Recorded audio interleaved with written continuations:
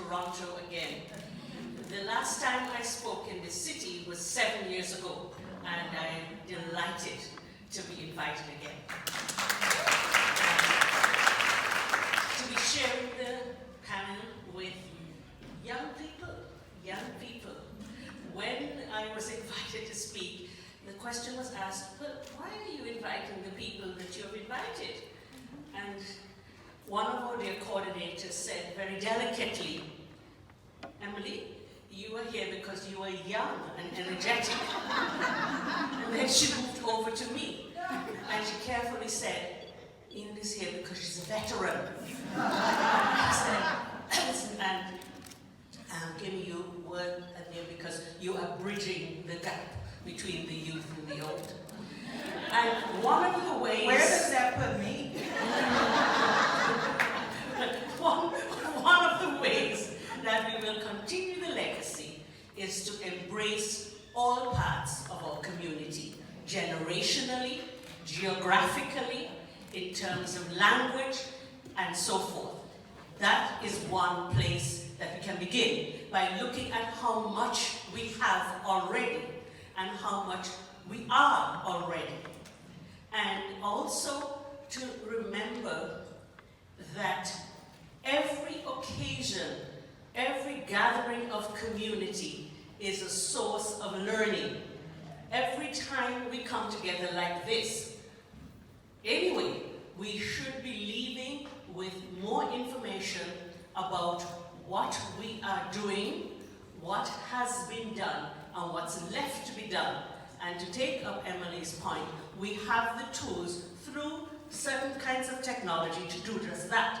So at a practical level, one of the things that should happen today in continuing the legacy is an examination of the points that have been made already this morning. If you were to go through the examples given, people's stories at the microphones, the presentations by Dr. Augustine, by Zanina Candy, and everyone else, we already would have a full list of things to keep us going for several years. And my recommendation is that this discussion should be not taped, but followed up by way of categorizing the examples and the strategies. So legacies continue when we embrace every opportunity, every gathering that we have to document what we are doing, what has been done, and what's left to be done. And when we have a broad and sophisticated definition of who we are as a community, we will never run out of things to do and to move forward. So that would be my overall plan. As you know, at the United Nations General Assembly on Monday, Secretary General Gutierrez said to people who are coming, do not bring a speech, bring a plan. And so some nations didn't bother to come because they meant to talk. So I think we have a plan here and we need to start working on it. And that is, as a pedagogical approach, one of the things that I think should happen before we leave, everyone who had something to say and didn't have a chance to get to the microphone, they ought to write it on a sheet of paper, on one of those little papers on the table, with an email address and a phone number. And just as we do in good classrooms, one person will gather up the notes and bring them up to the front, and you shall not leave without having done this. So just concretely, so start making notes, but there'll be no lunch served until that task is done. I used to call a certain kind of conversation the 400-year lament. I was sitting in my office at 5050 Young Street. That was where we were at the time. And members of the black community would come in and pound on my desk, and they said, Enid, they have oppressed us for 400 years. What are you going to do about it?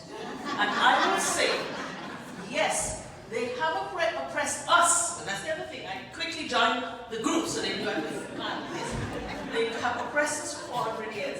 And I have been here 4 months. So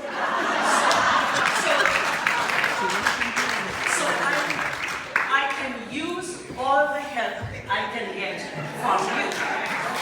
And that actually helped me a lot, because every time they came with a 400-year lament, it would cause me to be stronger within myself and to know that I had to go forward. And despite what sounded like unbelievable critique, it actually helped me.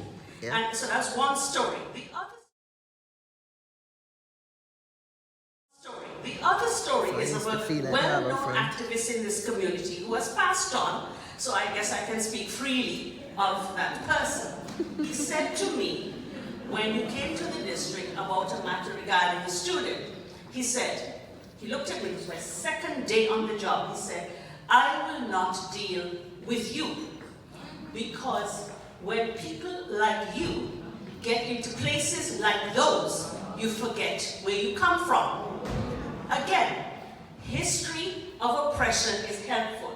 I looked him straight in the eye and said, you are right in general terms, because it is true. That is how institutions work. They capture people from marginalized populations, bring them inside the organization, and then you have to fix all of it for things they have not looked at for years. So I acknowledge, gender, like women have to do everything, black people have to do everything that hasn't been addressed, and questions and so I said, in general, you're right. And just a strategy, I never use the word but, if I can help it. So I said, and if we want that situation to be different, we need to work together. So I accepted the generalization that he was making about people I didn't do that particularly. Good heavens, I was there just 2 days, so I hardly had time to completely mess it up. However, he said, and I said, and if we want the pattern to be broken, if we want this to be different, you have to help me. And he looked me up and down, and he says, all right, we'll give it a try. And he became a very strong advocate. So I'm saying that there are ways, and a sense of history helps us understand the pain that people feel. And when they lay it on us, when they call Dr. Augustine and say, I've been locked up, maybe it's the first person who would take the call, even though you couldn't get him out. But I think that sense helps to embrace the energy.